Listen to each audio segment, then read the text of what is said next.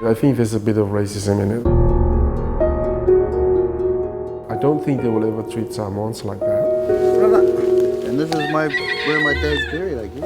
I am happy a black man interview a black man. At least give them a proper deal. If you get money, you get finished. That's just offensive. They've been living there for 100 years, and now they're saying, remove yourself.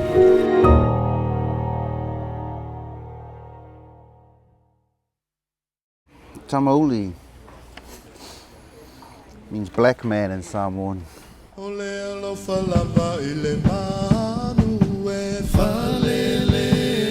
Looking at these pictures of some of the early indentured labourers who would have come from these Melanesian islands. I think this one dates back to 1905. Yeah, it's quite interesting just to see the actual faces. When Samoan people didn't want to work in the plantations that were run first by the Germans and then later by the New Zealanders, these were the people that were called upon to work here. So in a way they helped make Samoa. I don't think the plantations are in use much anymore, but at this time Samoa would have been quite an economic powerhouse in the Pacific. Well, obviously because the Germans, the British, the Americans, the New Zealanders wanted a piece of it, and this was the labour.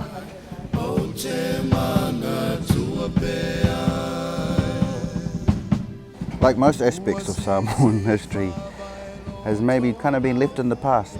But with the recent controversy over this patch of land in Songi and the evictions that are going on, I want to, I guess, find out more about this incident and what's happening with the people in Songi,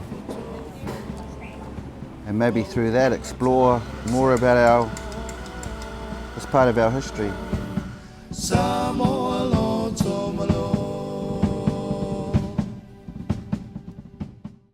Before 1900, the German firm Godefroy & Son became interested in the establishment of the plantations here because of the interest in copper. And the interest, of course, was intensified because the manager of the company at the time, who had invented a new way of sending oil to Europe. And then because of that, the demand became very high, of course, and the plantation activities intensified. And of course then the demand for labor.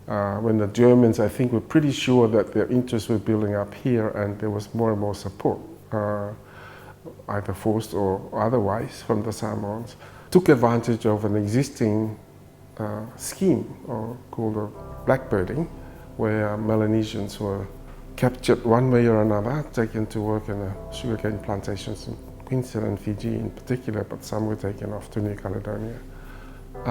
And quite a lot of them, up to 100,000, actually came to Samoa.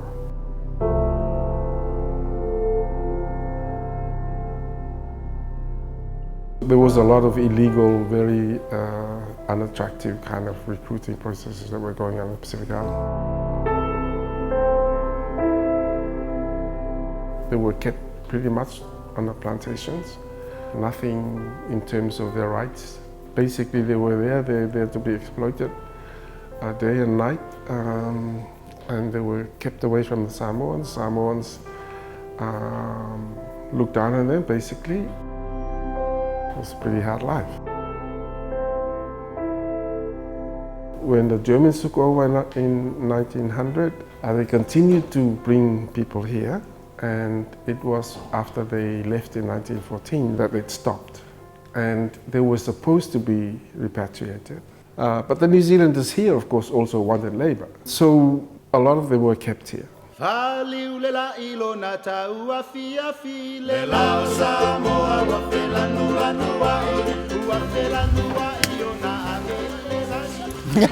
kind of relates to me personally. This is the village where I began my life. First 4 years of my life before I came to New Zealand. This little compound, this was our family's compound. My dad's house was here. See, holding hands, that's what you do in Samoa, the men hold hands. And this is where my dad's buried, I guess. Well, and not I guess. This is where he's buried. And it's been a while since I've come back. When I first came back, oh my gosh, it was emotional.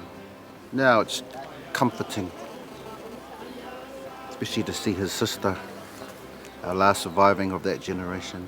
This is my dad's one surviving, my dad who passed away. I'm telling them, I'm telling the Bailangis. They're not, but they're Samoan, but the Bailangis will be watching. So this is my father, uncles. This is their mum. And that's their mum.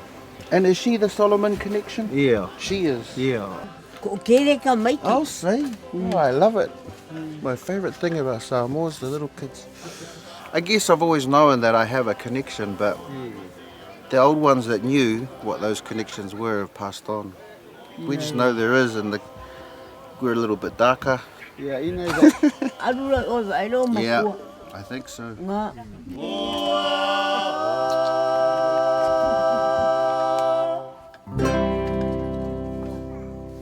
Yeah, well, you know, that's the thing about Samoa. You don't have to go to a cemetery, you bury your family right on your family land, and they're always a part of it every day from then on.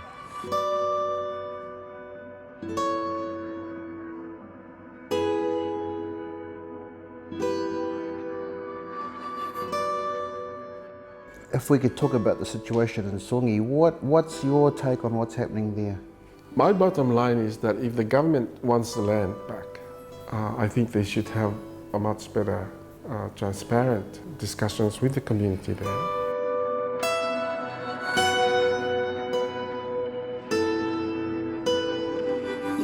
I am happy a black man interview a black man. So you were born in 1940 and you've lived here your whole life? Yes. If they want me to move because of a condition or anything, or the girls, my sisters and family told them they bullshitting me. They don't want, because they want to make things in here to build up, building in here and do the thing for the government. So it's valuable land now, yes, because of the location. Yeah, the location is good. I hope this is a place for us, the kids to grow up anyway.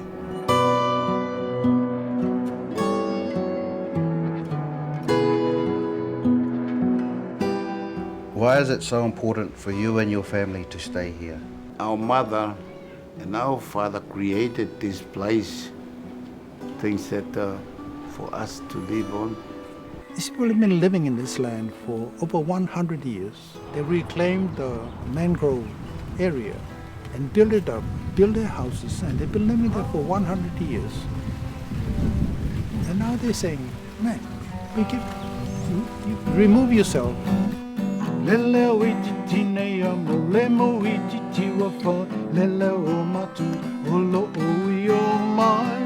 Lefu ofin sia etua wafola hoi se talo fai we need to assimilate whoever to come in to make a contribution, whatever color, creed or Which was the philosophy behind your band when you started it? And that's your handsome face on that t-shirt, isn't it? Oh yeah. That's my handsome face.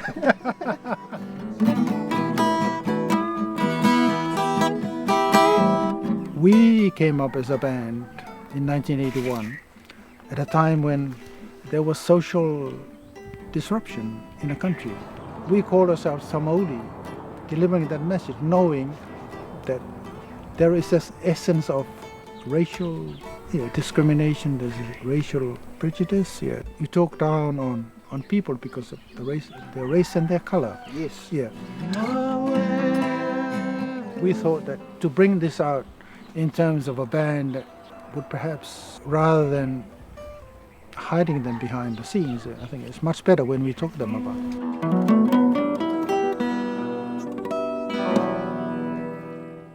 It's funny, you know, because we don't look into our past, I think, as much as other cultures or other people, because, you know, everyone here is quite in the moment. It's all about the future. It's all about what happens when you get to heaven. It's all about how you're going to feed your family today, tomorrow, next week. So maybe they don't spend too much time here looking into the past. You know, maybe there's an attitude of, oh, well, that was before, this is now. What do you want to talk about that stuff for? So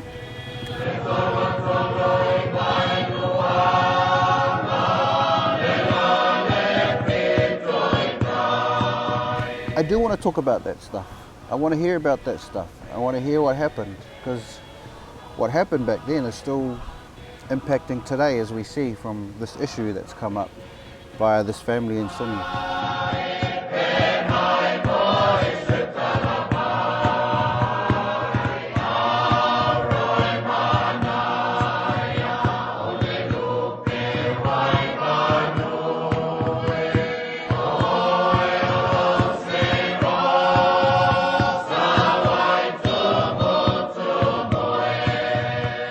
There have been a lot of cases recently where government has asked villagers for village land to be used by government projects like road extension and things like that. Those have been settled amicably because the government has agreed to the village demands about, what to give them. That is not happening with these families of the Melanesians. Why do you think that's not happening with them? Unfortunately, I think there's a bit of racism in it as well. I don't think they will ever treat Samoans like that.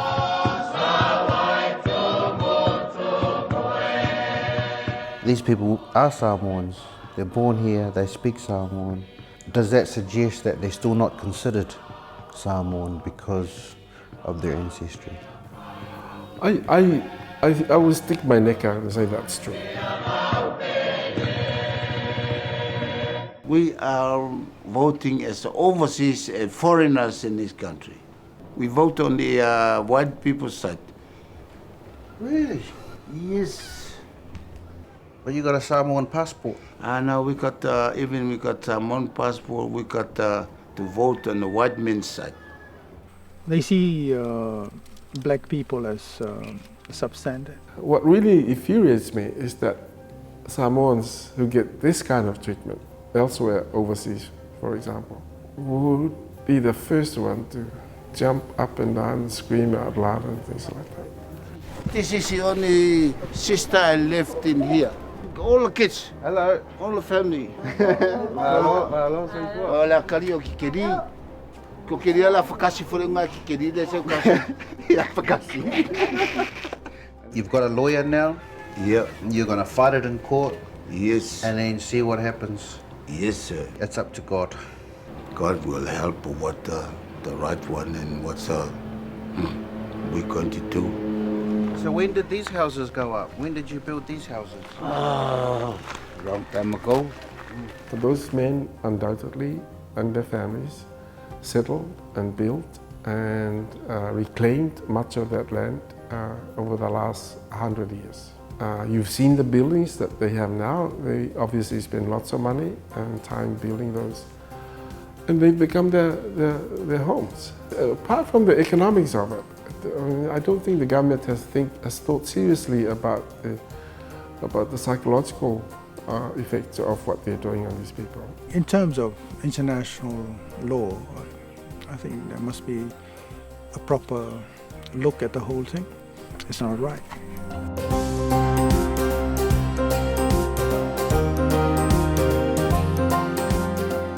I've heard that the government is offering them 3,000 tala to move. That's just offensive. If they gave you an offer of compensation that was fair and reasonable, would that make a difference to you? Different doesn't matter. But the heritage of a land which your parents been prepared for you, that's it. No worries, nothing else. If you get money, you get finished. But the place which created by your parents for you, for the kids, and that's it. I think what they are asking is fairness, social justice. All they are asking is to give them a fair deal. If they want to relocate them, at least give them a proper deal.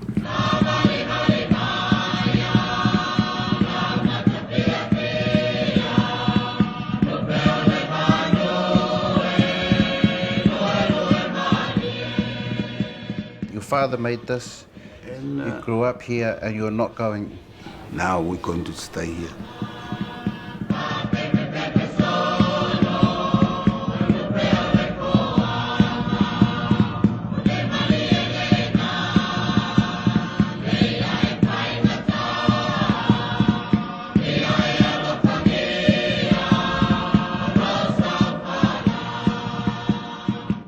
I think every country has its own prejudices about skin colour. I was always disappointed that Samoa had it too, but it seems to be historic and just something that just seems a part of us. What makes you a true Samoan? You know, is it having the name? Is it having the right skin tone? We're all Samoans. Let's treat each other with kindness and respect, and there's a Samoan way of solving disputes and issues, and that involves getting alongside and talking to them so that everybody walks away happy with a clear conscience and with the feeling that they've been listened to. And I just hope for this family in Songi that they're listened to, and maybe if anything, if this story can do anything, maybe raise questions, maybe it'll raise more reasons behind the prejudice, who knows.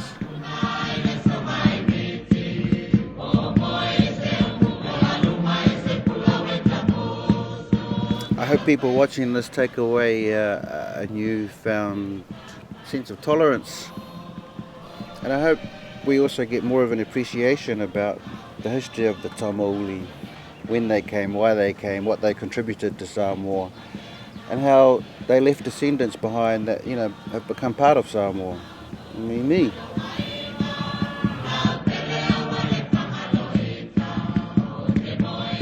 This is just one of many stories from our past. In terms of tales of time, this is a really fascinating one for me personally, and its impact is ongoing today. Tales of time, man. Let's learn them.